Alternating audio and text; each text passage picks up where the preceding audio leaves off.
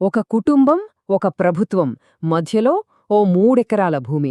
దీని చుట్టూ నమ్మండి అక్షరాల 30 ఏళ్లు సాగిన ఒక న్యాయ పోరాటం. చివరికి సుప్రీంకోర్టు ఒక చారిత్రాత్మక తీర్పుతో దీనికి ముగింపు పలికింది. ఆ కథేంటో ఇప్పుడు వివరంగా చూసేద్దాం. చూడ్డానికిదేదో ఒక మామూలు భూవివాదంలానే అనిపించొచ్చు.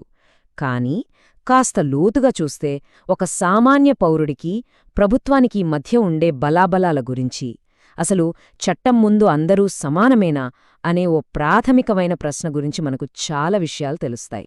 మరి ఇంతకాలం సాగిన ఈ పోరాటంలో అదే ప్రభుత్వంతో ఆ కుటుంబం చివరికి ఎలా గెలిచింది? అసలు వాళ్ల విజయం మనలాంటి సామాన్యుల ఆస్తి హక్కుల గురించి ఏం చెబుతోంది? ఈ ప్రశ్నలకు సమాధానాలే ఈ కథ. ఈ కేసులో సుప్రీంకోర్టు తీర్పును పూర్తిగా అర్థం చేసుకోవాలంటే మనం టైంలో కొంచెం వెనక్కి వెళ్ళాలి. అసలీ గొడవకు బీజం ఎక్కడా, ఎలా పడిందో ఓసారి చూద్దాం. ఈ కథ మొదలైంది 1943లో. అప్పట్లో కర్నూలు జిల్లాలో ఒకాయన తన 3.34 ఎకరాల భూమిని కేవలం 100 రూపాయలకు తాకట్టు పెట్టారు. రోజులు గడిచాయి. అప్పూ తీరలేదు. దాంతో 1970లో కోర్టు ఆ భూమిని బహిరంగంగా వేలం వెయ్యాలని ఆదేశించింది. ఇక ఆ వేలంలోనే ఈ కథలో మన హీరోలు రోజన్న కుటుంబం చట్టబద్ధంగా రిజిస్టర్డ్ సేల్ డీడ్తో ఆ భూమిని కొనుక్కున్నారు. ఇక్కడే కథలోని అత్యంత కీలకమైన పాయింటుంది. భూమి కొన్న తరువాత 1 కాదు, 2 కాదు, ఏకంగా 25 ఏళ్లపాటు ఆ కుటుంబం ఆ భూమిలోనే సాగు చేసుకుంటూ బతుకుతోంది. మరి వాళ్ళ యాజమాన్యాన్ని ఎవరు గుర్తించారో తెలుసా? స్వయంగా ప్రభుత్వమే. ఎలా అంటారా? వాళ్లకు రైతువారి పట్టా పాస్బుక్ ఇచ్చింది, ప్రతి ఏటా వాళ్ల దగ్గరనుంచి భూమి శిస్తు కూడా వసూలు చేసింది. అంతా అఫీషియల్. అలా 25 ఏళ్లు అంతా ప్రశాంతంగానే ఉంది.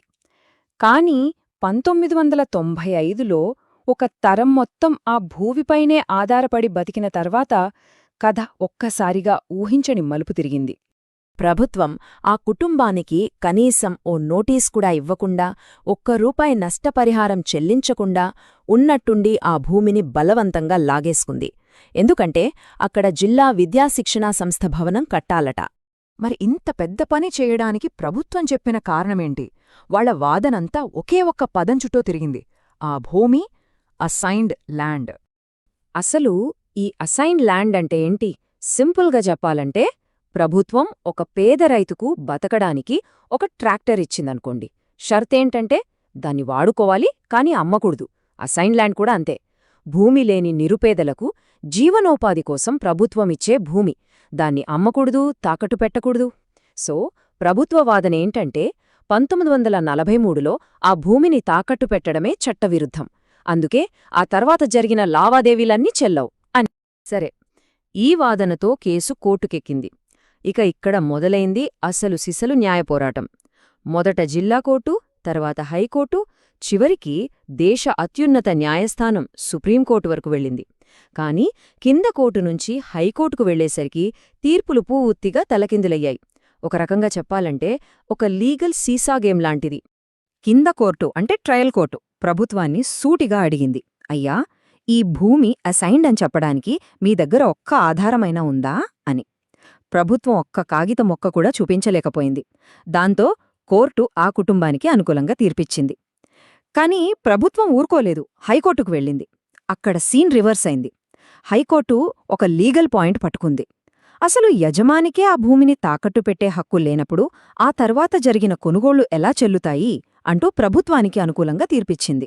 హైకోర్టు తీర్పుతో ఆ కుటుంబం ఆశలు దాదాపు అడియాస్లయ్యాయి. కాని వాళ్లు వెనక్కి తగ్గలేదు. తమ పోరాటాన్ని దేశ అత్యున్నత న్యాయస్థానానికి తీసుకెళ్లారు. ఇక సుప్రీంకోర్టు ఈ చిక్కుముడిని కేవలం 2 సింపుల్ కాని చాలా పవర్ఫుల్ న్యాయసూత్రాలతో ఎలా విప్పిందో ఇప్పుడు చూద్దాం. సుప్రీంకోర్టు మిగతా కోర్టుల లాగా కాకుండా కేసును మళ్లీ మొదటికి తీసుకొచ్చింది. ఒకే ఒక్క ప్రాథమికమైన ప్రశ్న అడిగింది: ఈ కేసులో అసలు నిరూపించుకోవాల్సిన బాధ్యత ఎవరిది? ఆ భూమి అసైన్డ్ అని ప్రభుత్వం ప్రూవ్ చెయ్యాలా, లేక అది అసైన్డ్ కాదని ఆ కుటుంబం ప్రూవ్ చెయ్యాలా? ఈ కేసు నుంచి మనం నేర్చుకోవాల్సిన మొదటి అతి ముఖ్యమైన పాఠం ఇదే: బర్డెన్ ఆఫ్ ప్రూఫ్ అంటే నిరూపణ భారం.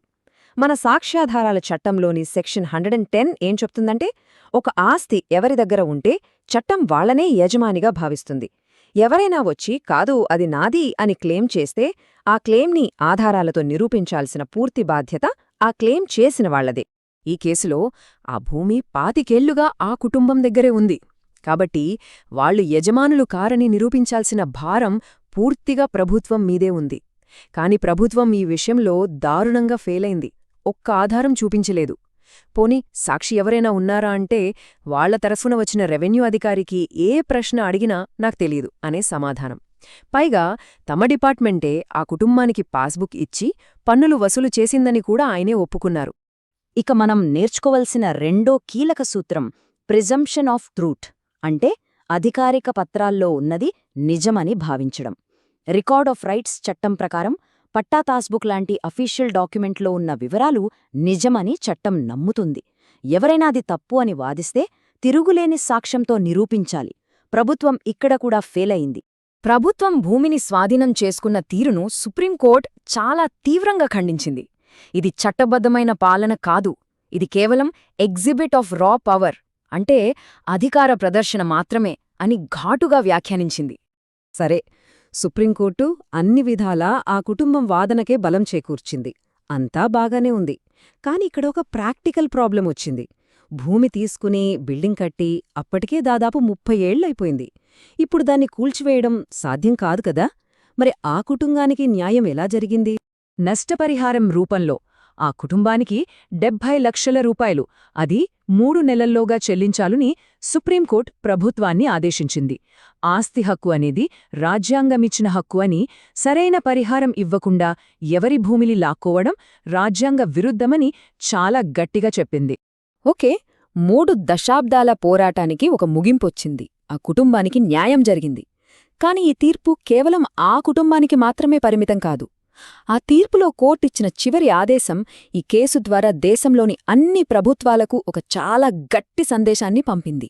సుప్రీంకోర్టు ఏం చేసిందంటే, ఈ తీర్పు కాపీని దేశంలోని అన్ని హైకోర్టులకు, అలాగే అన్ని రాష్ట్రాల చీఫ్ సెక్రటేరియలకు పంపాలని ఆదేశించింది. ఎందుకంటే పౌరుల హక్కులను తేలిగ్గా తీసుకోవద్దని, చట్టాన్ని మీ చేతిలోకి తీసుకోవద్దని, చట్టాన్ని అనుసరించి పాలన చెయ్యాలని అన్ని ప్రభుత్వాలకు గట్టిగా హెచ్చరించినట్టయింది. చివరిగా ఈ కేస్ మనకు చెప్పేది ఒక్కటే: నిరూపణ భారం, ప్రిజంప్షన్ ఆఫ్ ట్రూత్ లాంటివే కేవలం లాయర్లు వాడే పెద్ద పెద్ద పదాలు కాదు. అవి మనలాంటి సామాన్య పౌరుల హక్కులను కాపాడే కవచాలు.